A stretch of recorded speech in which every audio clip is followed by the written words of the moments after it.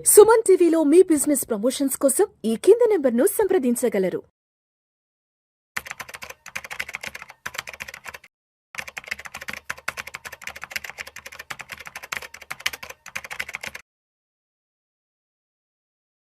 నమస్తే మాధవిరెడ్డి గారు. నమస్తే అండి. మాధవిరెడ్డి గారు, ఈ యుద్ధ వాతావరణంలో బంగారం వెండి ధరలు ఎలా ఉన్నాయి, ఎలా ఉండబోతున్నాయి అనే దాని గురించి కొంచెం డీటెయిల్ గా మాట్లాడుకుందాం. 24 క్యారెట్స్ 10 గ్రామ్స్ విషయానికి వస్తే ప్రస్తుతం 1,65,000 66,000 దగ్గర ట్రేడ్ అవుతుంది. సిల్వర్ కేజీ విషయానికి వస్తే 2,80,000 2,82,000 అక్కడ ట్రేడ్ అవుతుంది. అయితే గత వారం 10 రోజులకు ముందు ఇలా ఇజ్రాయెల్, ఇరాన్, అమెరికాకి సంబంధించిన యుద్ధం రాబోతోంది. అదేవిధంగా గల్ఫ్ కంట్రీస్ మీద కూడా పెద్ద ఎత్తున బాంబు దాడులు జరుగుతున్నాయి, మిసైల్స్ వేస్తున్నారు అని వార్తలు రాగానే ప్రతి ఒక్కరు ఏమనుకున్నారు అంటే, ఆహా ఇంకా బంగారం వెండి ఇంకా అసలు ఇంకా కొనలేము, బంగారం ఒక 4-5 లక్షలు, వెండి ఓ 10 లక్షల వరకు వెళ్ళిపోతుంది అంటూ కూడా ప్రతి ఒక్కరు భయపడ్డాం, ప్రతి ఒక్కరు ఆలోచించాం. కానీ ఎక్కడా కూడా బంగారం వెండి ధరలు ఈ యుద్ధం మొదలైన దగ్గర నుంచి విపరీతంగా పెరిగిన దాఖలాలు ఎక్కడా కనిపించట్లేదు. బంగారం అదే 1,65,000-66,000 దగ్గర ట్రేడ్ అవుతుంది. వెండి ఏమో అదే చెప్పండి, సిల్వర్ ఇంకా తగ్గింది, అదే 2,80,000 దగ్గరే ట్రేడ్ అవుతుంది సిల్వర్ కూడా. ఎందుకంటారు ఇంత విపరీతమైన యుద్ధ వాతావరణంలో కూడా ఎక్కడా కూడా బంగారం వెండి ధరలు ముందుకు వెళ్లే ఛాన్స్ ఎక్కడా తీసుకోలేదు? కారణం ఏంటి అసలు?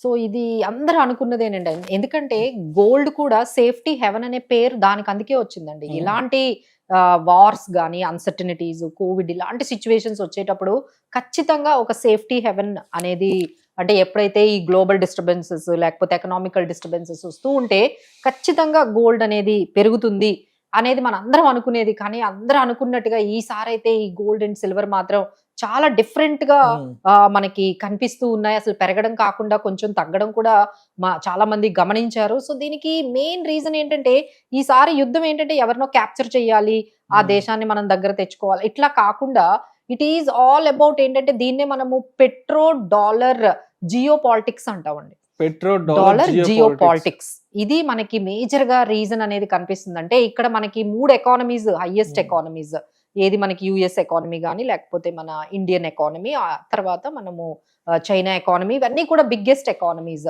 ఇక్కడ వాళ్ళ మేజర్ అంటే యుఎస్ ఎకానమీ ఏమనుకుంటుందంటే, ఎప్పుడైతే చైనా అండ్ ఇండియా ఓవర్టేక్ చేయగలుగుతారు ముందుకి, ఎందుకంటే యుఎస్ ఎకానమీలో చాలా ప్రాబ్లమ్స్ ఉన్నాయి, ఐదర్ డెట్ ఇష్యూస్ కానీ, వాళ్ళ ఎకానమీ గ్రోత్ కానీ, తర్వాత జాబ్స్, ఈ ట్రంప్ టారిఫ్స్ వల్ల అక్కడ వచ్చిన డిస్టర్బెన్సెస్ కానీ, ఈ టైంలో ఈ చైనా ఇండియా యుఎస్ ని దాటి ముందుకు వెళ్ళిపోతాయి అనే అది ఒకటి ధోరణి అనేది కనిపిస్తుంది. సో వీళ్ళని ఎలా కంట్రోల్ చేయాలి, వీళ్ళకన్నా మనం ఎప్పుడు అంటే డాలర్ ని స్ట్రాంగ్ గా ఎలా పెట్టుకోవాలి, డాలర్ ని స్ట్రాంగ్ గా పెట్టాలి అంటే ఈ 2 కంట్రీస్ ని వాళ్ళు కంట్రోల్లో తీసుకురావాలి. ఈ 2 దేశాల ఆధిపత్యాన్ని తగ్గించాలి. అంటే వాళ్ళు ఫైనాన్షియల్ గా గ్రోత్ విషయంలో ముందుకు వెళ్లకుండా రేస్ లో ఉన్నాయి, 2-3 లో ఉన్నాయి కదా. సో ఎప్పుడైతే ఈ వీళ్ళకి డాలర్ అనేది తగ్గిపోతుంది, డాలర్ డామినెన్స్ అనేది, ఈ మధ్య కాలంలో డాలర్ ఇండెక్స్ తగ్గిందండి.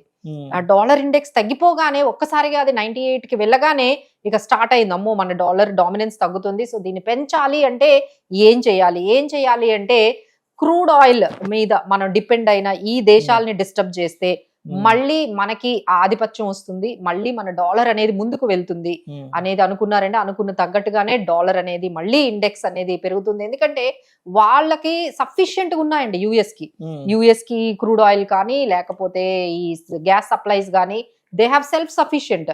సో ఇబ్బంది పడేది ఎవరంటే మనమే, ఎందుకంటే 85% వీ హ్యావ్ ఇంపోర్టింగ్, మనం మిగతా దేశాల మీద మనము డిపెండ్ అయి ఉన్నాము. సో ఎక్కడెక్కడైతే ఆయిల్, క్రూడ్ ఆయిల్ సంబంధించిన, గ్యాస్ సంబంధించిన నిల్వలు ఉన్నాయో వాటన్నిటి మీద కూడా ఆయన కన్నుబడుతోంది. మనకి రీసెంట్ గా Venezuela, that is the best example. ఆయన ఏమనుకున్నారంటే, వెనిజులా లాగానే చాలా ఈజీగా ఇరాన్ ని కూడా క్యాప్చర్ చేయొచ్చు, అది ఒక 2 రోజుల్లో ఎవరికి తెలియకుండా అయిపోయింది. ఆల్మోస్ట్ 24 అవర్స్ లో మొత్తం క్యాప్చర్ చేసేసి వెనిజులా ఆయిల్ ని ఆయనే అమ్మడం మొదలు పెట్టారు.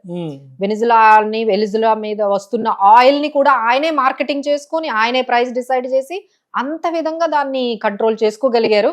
అదే విధంగా ఇరాన్ కూడా జరిగిపోతుంది అని అనుకున్నారు. బట్ ప్లాన్ బి లేకపోవడంతో మొత్తం కూడా వాళ్ళు ఏం చేశారంటే, వాళ్ళు ఏం చేశారంటే ఈ గల్ఫ్ కంట్రీస్ ని కొంచెం డిస్టర్బ్ చేసి దాని ద్వారా యుఎస్ మీద ప్రెషర్ తెచ్చేటట్టుగా వాళ్ళు యుఎస్ బేసెస్ ఎక్కడెక్కడైతే ఉన్నాయో ఇరాన్ వాళ్ళు ఆ విధంగా చేశారు. సో ఇదంతా కూడా ఎట్లా అవుతుందంటే ఎకానమీస్ మీద బాగా డిస్టర్బ్ చేస్తున్నట్టుగా ఉంది. సో ఎప్పుడైతే డాలర్ పెరిగిందో గోల్డ్ కి షైన్ తగ్గిపోతుందండి. సో డాలర్ మీద ఇన్వెస్ట్మెంట్స్ ఎప్పుడైతే వెళ్తూ ఉన్నాయో, స్ట్రాంగ్ అవుతూ ఉందో మనకి ఇక్కడ తగ్గుతుంది. తర్వాత ఏమైందంటే ఈ మొత్తం సిచ్యువేషన్ లో ఇన్ఫ్లేషన్ పెరిగిపోతుంది. ఎక్కడ చూసినా ధరలు పెరుగుతూ ఉన్నాయి, క్రూడ్ ఆయిల్ పెరుగుతుంది, గ్యాస్ పెరుగుతుంది, మనకి every day to day commodities అన్ని పెరిగిపోతాయి. ఎప్పుడైతే కమోడిటీస్ పెరిగాయో ఇన్ఫ్లేషన్ అనేది పెరుగుతుంది.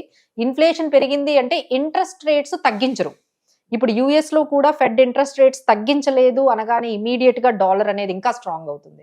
సో ఈ విధంగా వాళ్ళకి మనకి gold and silver, especially gold అనేది తగ్గే సూచనలు అయితే చాలా తక్కువే కనిపిస్తున్నాయండి. ఎందుకంటే ఇంట్రెస్ట్ రేట్స్ తగ్గే అవకాశాలు మనకి తక్కువే కనిపిస్తున్నాయి. డాలర్ అయితే చాలా మనకి స్ట్రాంగ్ అవుతుంది. ఎప్పుడైతే ఈ వార్ సిచ్యువేషన్ వచ్చిందో అందరూ కూడా వాళ్ళు ఏం చేస్తారంటే వాళ్ళ దగ్గర ఉన్న ఈ గోల్డ్ రిజర్వ్స్ వాటిని వాళ్ళు అమ్మేస్తారు. అమ్మేసి వాళ్ళకున్న అంటే మార్జిన్స్ ఉంటాయి కదండి. ఇప్పుడు నేను స్టాక్ మార్కెట్ లో ట్రేడింగ్ చేస్తున్నా అనుకోండి, ఈ మార్జిన్స్ అన్ని నేను మెయింటైన్ చేయలేక ఏం చేయాలి అంటే నా దగ్గర ఉన్న గోల్డ్ ని యూజ్ చేసుకోవడం, లేదు అన్సర్టనిటీస్ ఉన్నాయి, లేదు నా దగ్గర రిస్క్స్ ఉన్నాయి అంటే నేను ఈ గోల్డ్ ని ఎన్కాష్ చేసుకుంటాను. ఎందుకంటే gold is meant for uncertainties. ఇప్పుడు అన్సర్టనిటీస్ వచ్చాయి కాబట్టి మనం ఏం చేస్తాము, గోల్డ్ ని సెల్ చేస్తాం. ఈ విధంగా ప్రాఫిట్ బుకింగ్ జరుగుతోంది. ఈ విధంగా గోల్డ్ కూడా కొంచెం లిక్విడిటీ చేసుకుంటాం కదండి, గోల్డ్ అమ్మి కొంచెం లిక్విడిటీ అనేది మెయింటైన్ చేస్తూ ఉంటారు ఇన్స్టిట్యూషనల్, ఎస్పెషల్లీ ఇన్స్టిట్యూషనల్ ఎవరైతే ఉన్నారో వాళ్ళందరూ. సో దానివల్ల ఏమవుతుందంటే గోల్డ్ మీద కొంచెం షైన్ అనేది తగ్గుతుంది. సో రైట్ నౌ సిచ్యువేషన్ ఏంటి అంటే ఇక్కడే ఈ పర్టికులర్ మీరు అనుకున్నట్టుగా ఈ 1,60,000 ఈ రేంజ్ లోనే గోల్డ్ అనేది కన్సాలిడేట్ అయ్యే ఛాన్సెస్ ఎక్కువగా ఉన్నాయండి. ఐదర్ ప్రాఫిట్ బుకింగ్ కానీ, లేకపోతే ఇంట్రెస్ట్ రేట్స్ పెరగడం వల్ల కానీ, లేకపోతే మనకి డాలర్ డామినెన్స్ వల్ల కూడా ఇదే సిచ్యువేషన్ కొన్ని రోజులైతే మీకు గోల్డ్ లో ఈ కన్సాలిడేట్ అవుతుంది. బట్ ఫ్యూచర్ లో పెరిగే అవకాశం ఉందండి. సో ఎవరు కూడా లాంగ్ టర్మ్ లో మీరు ఇన్వెస్ట్ చేయాలి అనుకునే వాళ్ళైతే గోల్డ్ బయింగ్ ఏమీ ఆపాల్సిన అవసరం లేదు. మేబీ ఇది కొన్ని రోజులు అంటే చాలా పెరిగింది కదండి gold. It's continuously we have seen 3 years నుంచి పెరిగింది కాబట్టి ఇక్కడ కొంచెం కన్సాలిడేట్ అయ్యే ఛాన్సెస్ ఉన్నాయి. బట్ మీకు ఫ్యూచర్ లో డెఫినెట్లీ మళ్ళీ ఇన్ఫ్లేషన్ పెరుగుతుంది కాబట్టి గోల్డ్ కి దానికి తగ్గట్టుగా అది కరెక్ట్ అవుతుంది. సో డెఫినెట్లీ మీరు ఏంటంటే ఎవరైతే ఇన్వెస్ట్ చేసుకోవాలో వాళ్ళు నెమ్మదిగా గోల్డ్ లో ఒక కొంత పర్సెంటేజ్, ఒక 10-15%, 20% వరకు గోల్డ్ ఈటీఎఫ్స్ లో అయితే పెట్టుకోవడం అయితే మానేయకండి. ఎందుకంటే that is hedging towards these kind of uncertainties. అదైతే మనం ఎప్పటికీ వైప్అవుట్ చేయలేము. So please do continue buying. But immediate గా అయితే మీకు అంత హైప్ అయితే రాదండి గోల్డ్ లో. Right. Thank you so much.